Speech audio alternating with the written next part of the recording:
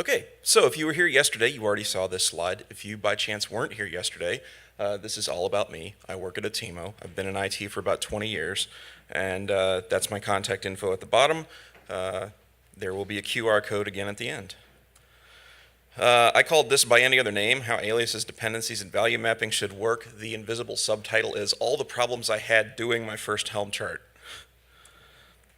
So the goal here is that chart aliasing, dependencies, and exporting values to child charts should all be treated as part of a unified thing, because they're all really aspects of the same thing, which is managing parents and children. And sometimes, I've found that bits of code were written at different times and they don't quite make it as a unified whole yet.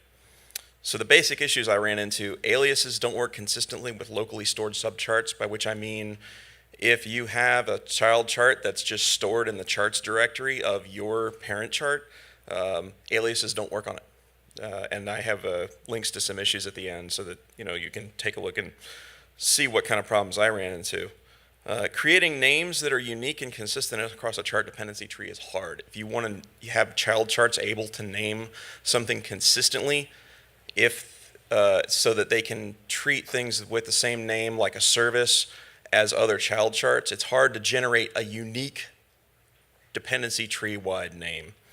It would also often be useful to set values to the same thing in child charts as in the parent chart without needing to redefine them for every single child chart you want those same values to go to.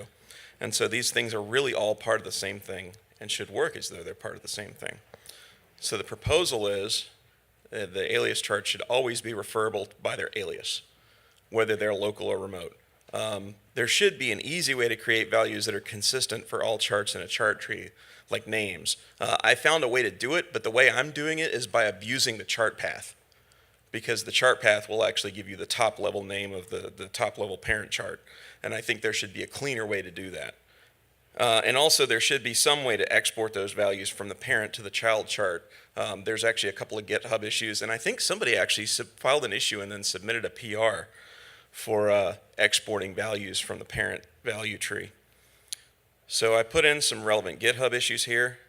Some of these I filed. Some of them were filed by other people and I commented on. Some of them were filed by other people and I just noticed them in passing. And then this last one down here, that was my PR for my first chart going into the stable repo. And there's different points during the discussion of things that I was trying to do that didn't work, things I was trying to do that weren't considered best practice, and kind of the discussion between myself and Reinhard about what's the right way to do this, or what ways can I do things that will actually work. So with that, thanks to Reinhard, who walked me through that first chart PR. He was extremely helpful.